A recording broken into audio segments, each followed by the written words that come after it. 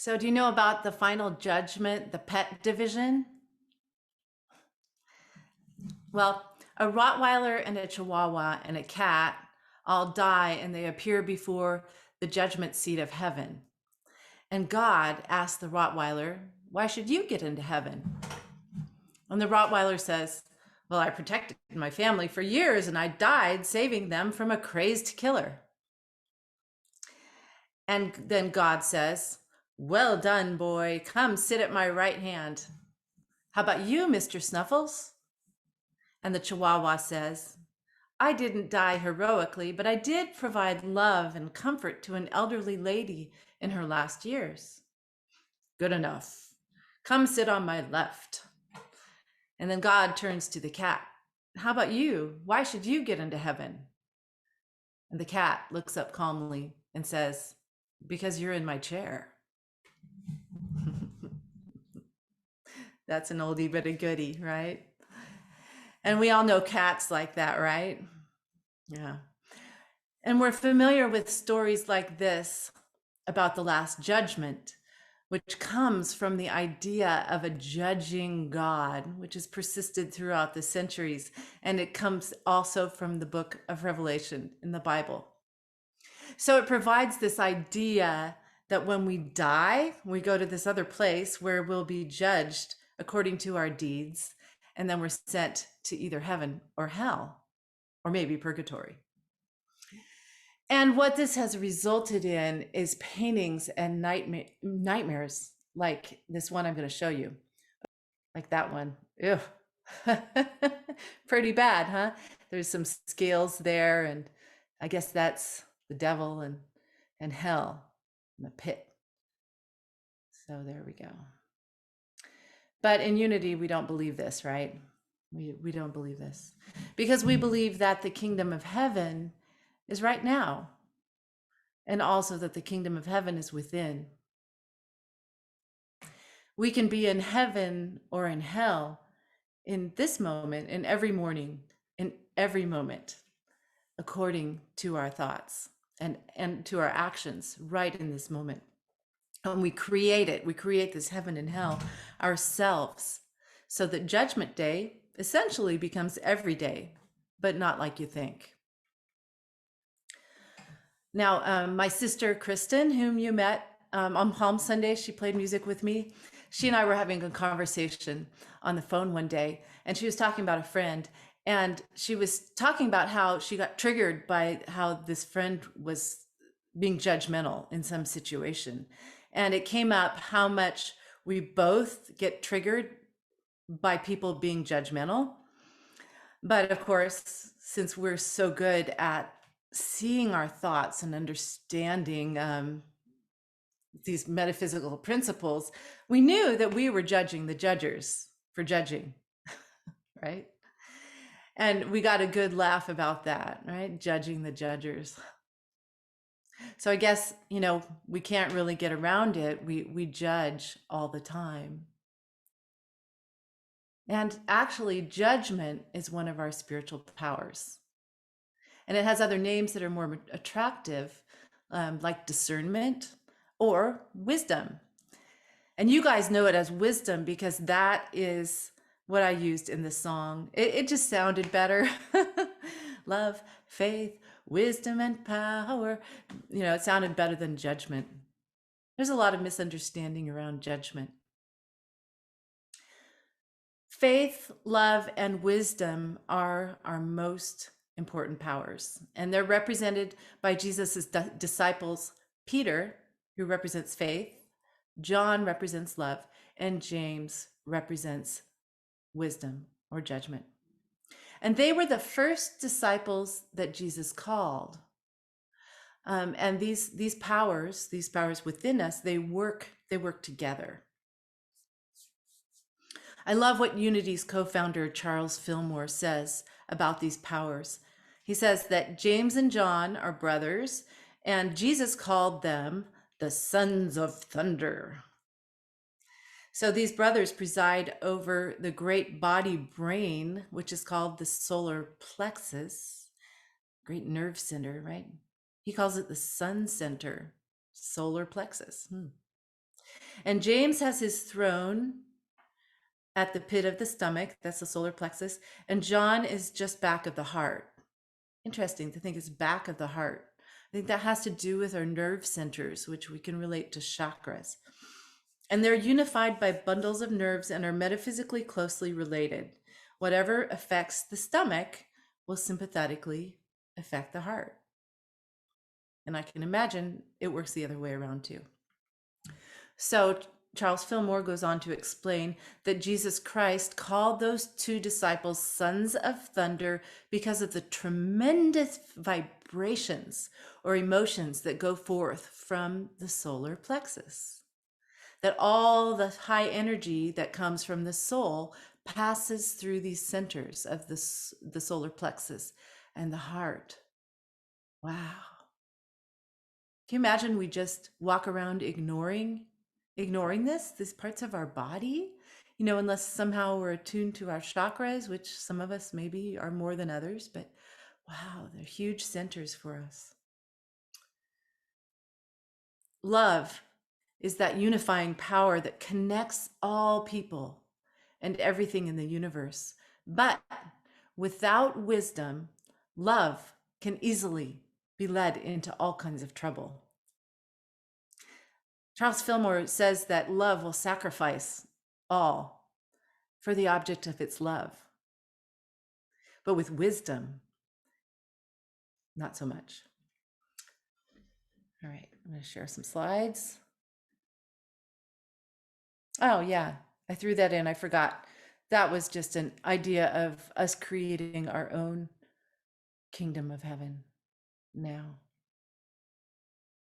Okay, so wisdom or judgment is the faculty which we use to appraise, evaluate, and discern in order to make correct decisions. And wisdom is represented by the disciple James, and its seat is in the body is the solar plexus or the pit of the stomach. So this was from Charles Fillmore's book of collected writings called The 12 Powers. And this is available on truthunity.net as I think all of his writings are available there. So wisdom there. See, it's not in the stomach. It's not down there in the gut. It's up here, solar plexus. And we have love behind the heart. And we can see where faith is located up there. Close. Faith is very close to the Christ, which is where that star is, the crown chakra. And understanding, look how close understanding is to imagination, where imagination is, of course, at that third eye point there, understanding. Okay, and we all love wisdom, but there's a challenge in using the word wisdom for this power rather than judgment or discernment, because I think it's really easy to confuse wisdom with the power of understanding. And so we know that the power of wisdom as judgment or discernment allows us to know what to choose. And Sky has written quite a bit about this in his books, how we make choices all the time that lead us into, different heaven or all different kinds of possibilities. Allows us to know what to choose. And the power of understanding, on the other hand, is a great knowing that comes from studying and being immersed in spiritual principles and truth. That knowing transcends reasoning or intellectual knowing. So you can't just have it from studying books or even just from experience. It's a knowing that is connected to our Christ. Now, of course, our power of wisdom also is, which is our ability to choose, is also transcends reason when it's informed by our Christ. So we could call this power of wisdom, the ability to choose, we could call it intuition. And we also might call it that still small voice. You've heard that before, right? So here's an example to help you understand the difference between wisdom and judgment. I mean, wisdom, which is judgment or discernment, and understanding. Say we're going to take a trip somewhere, and you're going to start in Citrus Heights or say Roseville, and you want to go to downtown Sacramento, and you know that there's a lot of traffic, and you have to decide which way to go. So you have understanding, and that's based on your previous experience with traffic and knowledge of the roads. And you feel you understand what the traffic might be right now. And that could also be connected with your Christ spirit, or you could be using your understanding just based on your senses and your knowledge and your reasoning. But you're going to use your wisdom or your judgment to choose which freeway to take, whether you're going to take Business 80 or Interstate 80 to 5 to get downtown. And to do this, you could tap into your inner wisdom, your intuition. And sometimes we use our body, our kinesthesia to do that, right? Sometimes we use our body to help us do that, like Reverend Carla has taught us. That's one way to help tap into our intuition. And of course, you could consult your GPS, which, you know, could be a good metaphysical metaphor for our wisdom or judgment. But we have that ourselves connected. Without the GPS, we might, and that's a fun thing to maybe do. Instead of using GPS, which way should I go? We use that power of wisdom or judgment to make a choice. Sometimes our choices are small, like what flavor of ice cream do we want?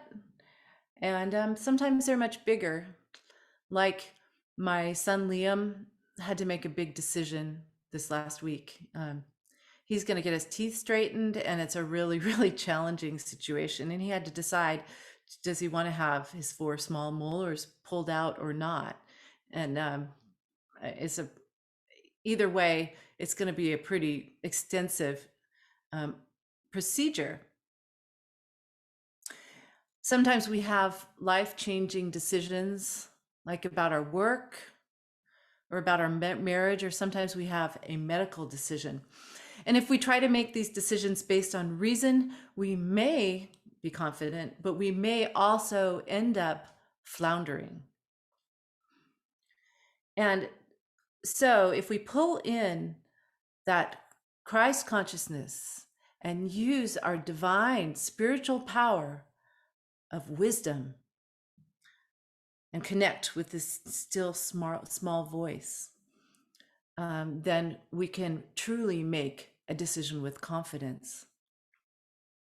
And this gives the idea of judgment a totally different feeling, doesn't it? Than that judging the judger feeling, right? I know I've gone through a time where I tried to be non-judging. It was a wonderful, wonderful exercise where I just let all judgments go out of my mind and exist. And I think we do want to do that also. But I've come back to the place where I know that I really have to respect and use that spiritual power. So why do we have this negative feeling about judgment so often? Maybe it's because maybe we see people, including ourselves, using judgment from a critical, like intellectual and society-based thinking, where instead of powering this judgment up with love, connecting with love, and in service to divine truths, we're just using our worldly and sense-based choices. We're making choices from our senses and reasoning, and maybe they can often just be guesses, right? They're not even something we feel we necessarily know. We're just trying to fix something or do the right thing. But if we pair our judgment with the power of love, this power is necessary and powerful for our spiritual integrity. Because as much as we want to try to make this world a warm, fuzzy place by being non-judgmental or kind or loving.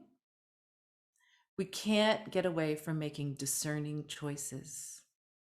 And we're called to do this every day, to make discerning choices for ourselves and our loved ones and for our world.